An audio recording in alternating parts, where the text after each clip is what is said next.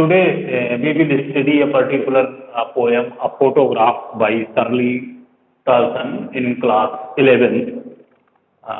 जैसा कि पहला पाठ हम लोगों ने पढ़ा था, the portrait of A lady, तो ये वो प्रोज का पाठ था और ये पोइट्री का है। तो दोनों में थोड़ा सा अंतर है और दोनों में सिमिलरिटी भी है कि किस प्रकार से हम बच्चों के अंदर जो कल्पना शक्ति का विकास करते हैं। तो इस कल्पना शक्ति का विकास करने के लिए कवि ने, कवयित्री महोदया ने, शर्ली कार्सन है, उन्होंने पोयम लिखा है फोटोग्राफ। ये पोयम कवयित्री की माँ के बारे में है और ये पूरी कविता 3 भागों में विभाजित है, पहला स्टेंजा, दूसरा और तीसरा। तो पहला स्टेंजा जो है वो कवि ने बताया है कि जब उसकी माँ, जो उसके बचपन की फोटो है, उसके बारे में बताया गया है कि वो अपनी कजिन्स के साथ किस प्रकार से जो है समुद्र तट पर खेलने के लिए, एंजॉय करने के लिए जाती थी।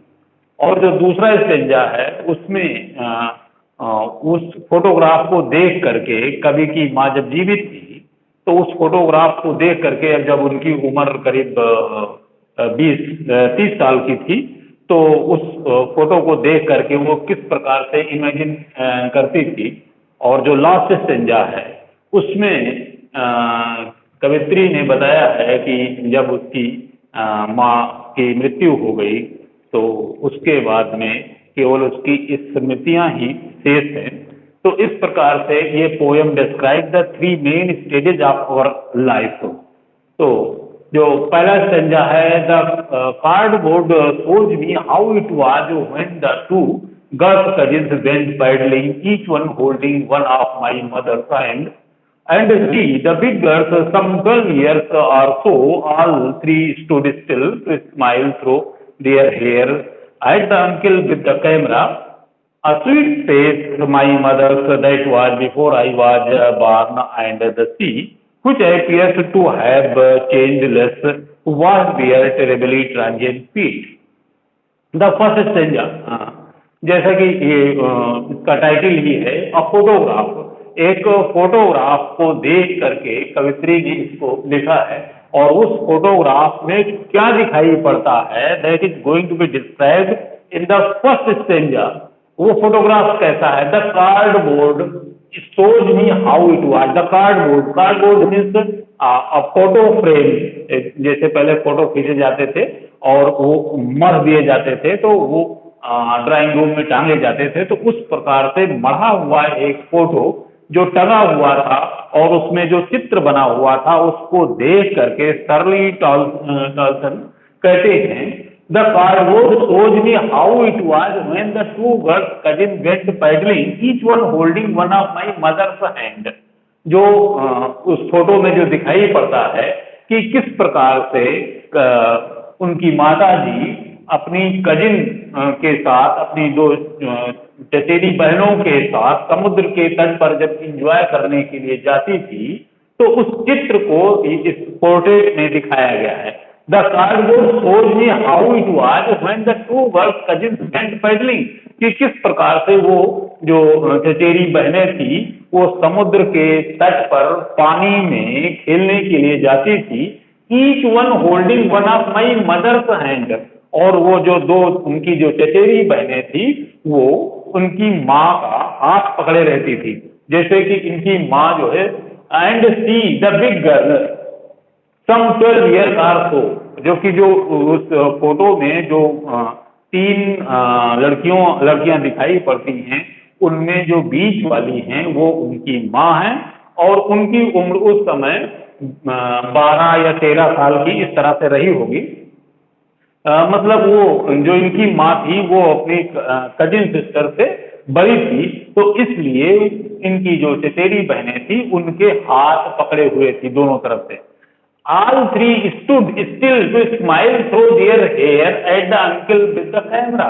और वो जैसा कि जब सी बीच पर एंजॉय करने के लिए जाते थे अपने अंकल के साथ, तो वहां पर जो फोटो क्लिक करवाते थे, तो एंड ऑल 3 स्टूड स्टिल, शांत भाव से तीनों खड़ी होती थी, to smile through their hair, to smile through their hair, just as जब फोटो क्लिक होता है तो मुस्कुराने के लिए कहा जाता है जिससे कि अच्छी से अच्छी तस्वीर आ सके।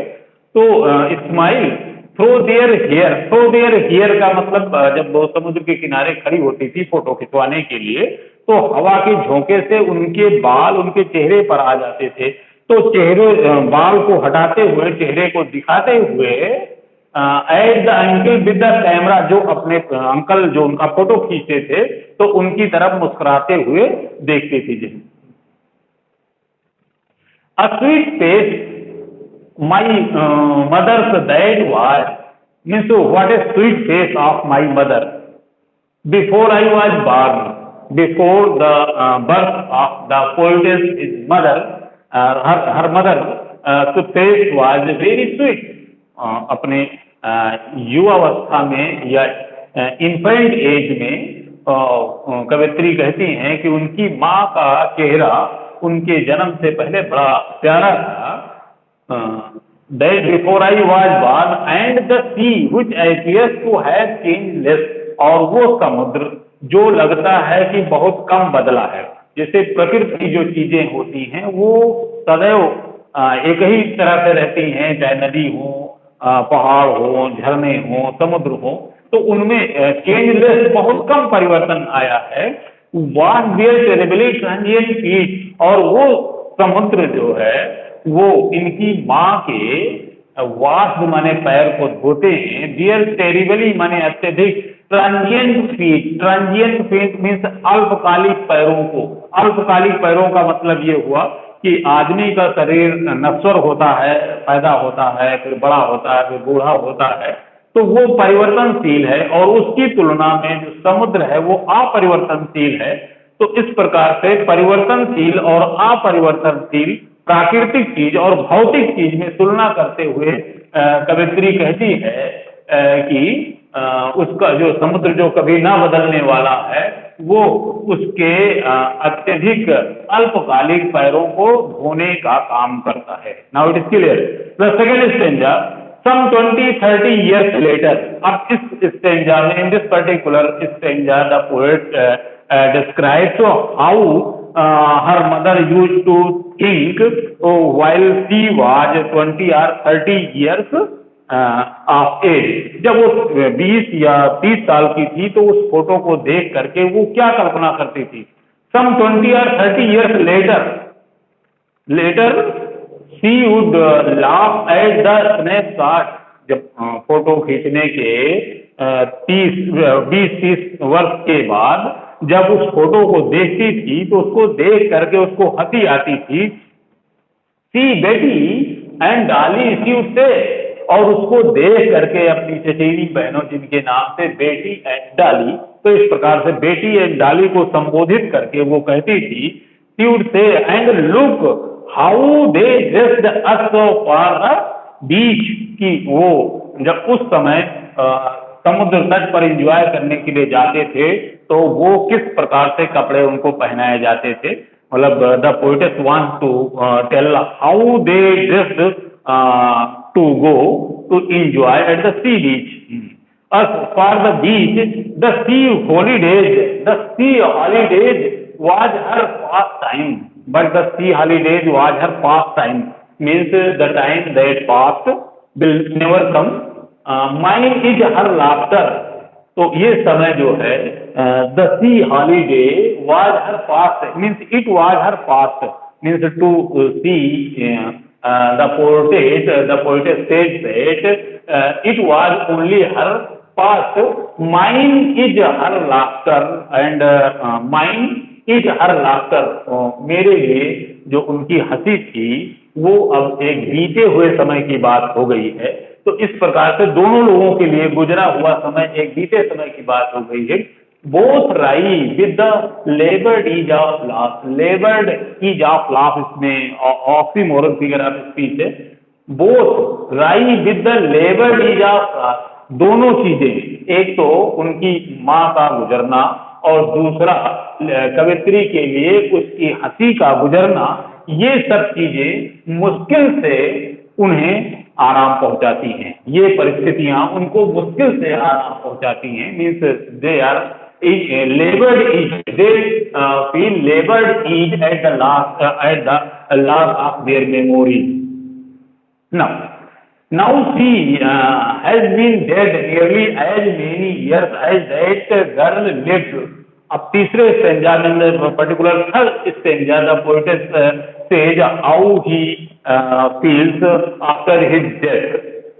Now she has been dead nearly as many years as that girl lived. वो लड़की means addressing to her mother, the poetess says, now she has been dead. वो उसकी मृत्यु हो गई है, लगभग उतने वर्ष हो गए हैं जितने वर्ष वो जीवित थी.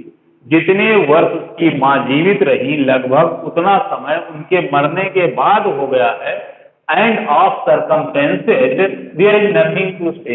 और इस प्रकार की परिस्थितियों पर कि जैसे कि अब उसकी माँ अब इस संसार में नहीं है, नाउ इज नो मोर. तो ये परिस्थितियां जो है इसके बारे में there is nothing to say at all, means there is nothing to say at all at the sad demise of his mother who is now no more. It is silence silences. It's silences. This is a particular of silence that silences the poetess. ये इस प्रकार की शांति है जो हमें पूर्ण रूप से शांत कर देती है. तो इस प्रकार से in this particular poem a photograph the poetess Shirley Johnson tells about the three stages of her mother's life. In the first stanza she had told about how she looked like when she was 12 years old in the company of his cousin sisters, and in the second stanza she poetess tells how she used to enjoy to see the picture while she was 20 or 30 years old. And in the last stanza the poetess says that his mother is now no more, and she is very sad. She is unable to say anything at the loss of her mother, and it says that this silence means there is a particular silence that makes the poetess silent.